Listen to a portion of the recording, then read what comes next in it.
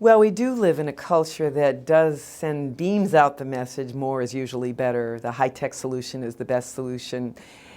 What we don't often do is watch and wait, particularly with drugs, post-marketing, to see that once something becomes in more widespread use, then you begin to see the downside. You see low-level negative effects. Now, if you're somebody who's got cancer and you need a chemotherapy drug, you know there are some downsides to chemotherapy drugs, but you've got a really clear benefit that you're hoping for. In fact, some studies show efficacy for some of these drugs. It's very impressive. If you're somebody who has a condition for which the solution is not necessarily proven to be that efficacious, which probably has more of a downside than you can see, particularly if it's a new solution, a new drug, or a new treatment, it's usually better to watch and wait. There are many parents, for example, who looked at the fact that the HPV vaccine was largely studied on older women, 15, 16 to 25, yet it's being marketed for the 9 to 12-year-old girls out there because, of course, it's not effective if you get to a young woman after she's been sexually active. So there's reason for this targeting of very young girls. But there are parents who said, you know, there's only a few hundred women in those few hundred girls in those clinical trials. I'm going to watch and wait because I don't want my daughter to be a guinea pig. And in fact, that's what it is. If you're dealing with a product, a vaccine or anything else, where in the large clinical trials, your particular group you're looking at, and these are 9 to 12-year-old girls, weren't representative in the sample in those studies. And that's the kind of thing that we encourage our constituencies to listen for, to look for. Where's the evidence? Does it really have to be taken, this drug, this procedure? Does it have to be done now? Can you watch and wait?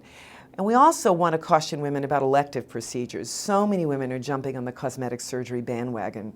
There's a lot of promotion for the latest form of surgery. It's even gotten to the point of labiaplasties and vaginal rejuvenation and ridiculous approaches that in fact maim some women that have really questionable benefits and cost a lot of money. These are things you have to pay out of pocket for because medical insurance, of course, won't cover elective cosmetic surgery. And women are being duped into thinking their lives will be made better. Women think if they get augmentation, breast augmentation, and they get the latest silicone gel breast implant, suddenly their lives will be a whole lot better. Well, you know, they might feel better about how that part of their body looks if they aren't one of the women who have a problem post-surgery. But the studies show that overall, you're not happier with your life just because you do breast augmentation. The things about your life, how your personal life goes, how your job is going, your relationship with your friends, those things don't change because you get breast augmentation, even though you think they might. And it's that kind of social science research we want women to recognize, and we want their partners to recognize too. I met a boyfriend in a college campus who pleaded with his girlfriend not to get breast augmentation. He said she was perfectly fine. He had done some research on the internet beyond the ads at the plastic surgeon websites, and he could see there were some significant risks, and he didn't want his girlfriend taking them. And her response to him when he pleaded with her not to undergo breast augmentation was, you know, everybody in my sorority is doing it, so I've got to do it too. And he said to me, he said, that's when I realized that a boyfriend's opinion only goes so far. It's the culture that's teaching women messages about their bodies, and it's the culture that's encouraging what he believed were risky practices. Well, I think the omnipresence of the media and the nature of the media, it's gotten more violent, more sexually violent. Access to pretty violent pornography is readily available to very young children, boys and girls, and parents who think their kids don't have access to the material are sorely misled. There are parents now learning to ask their children not to eliminate the cache. They go in and look at what their kids are looking at sometimes because they're learning some amazing things.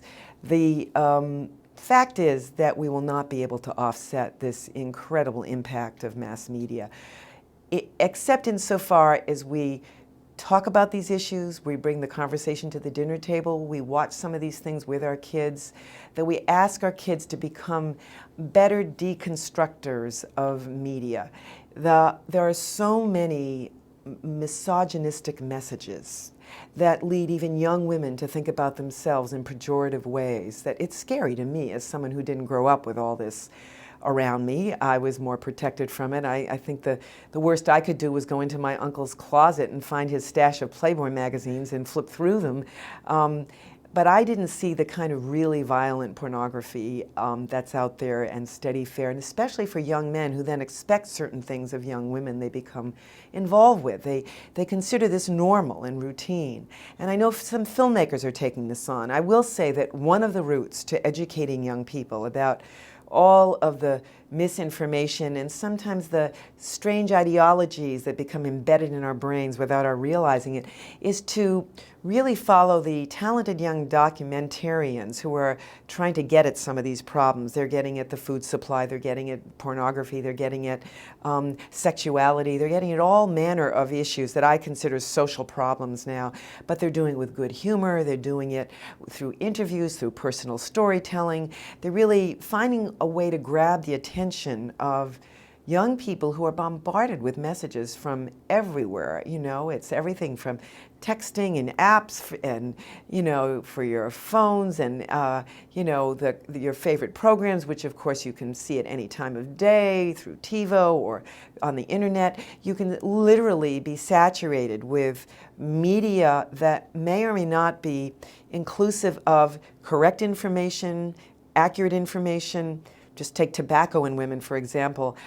There are so many attractive characters in movies and television shows who are smoking all the time. 10, 15 years ago, that wasn't the case. So though we know a lot about tobacco use, and certainly, you know, some women certainly know that lung cancer is the leading cause of cancer mortality in women. It's not breast cancer or something else. Nonetheless, we see rates of smoking rising among young women, older teens, women in their early 20s, even when they're better educated. It used to be a socioeconomically linked problem. Now, I think something's happened with the media and its impact on very smart young women that you see more of them smoking. It's also tied in with the obsession with thinness in this culture.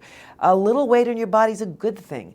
The important thing is to eat well, to get some exercise, you know, to feel good, and where your body lands in terms of weight is where it probably ought to be. But the obsession with body weight, with thinness, with the hourglass figure has led to a kind of starvation approach to eating for many women, and a kind of obsession with food and body type that makes it impossible for young women to have healthy lifestyles.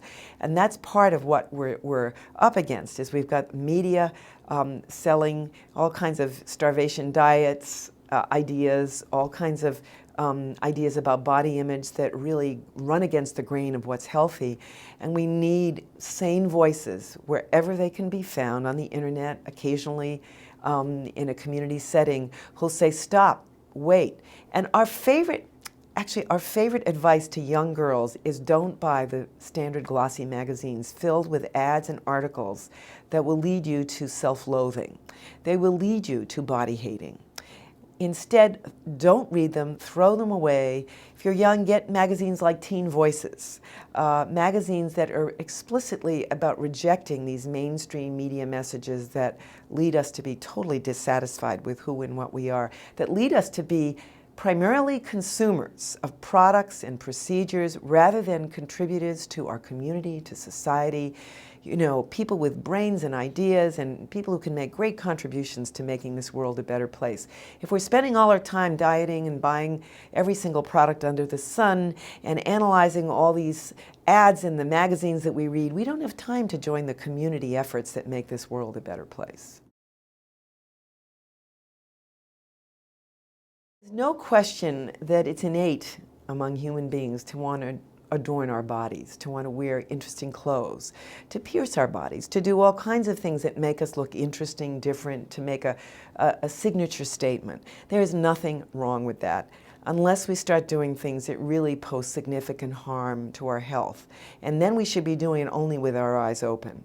And that's where, for example, with fashion, I know some teenagers who decided to put on their own fashion show and they designed their own clothes, but they weren't proposing that women get up in very high heels, which are really bad for your feet, number one.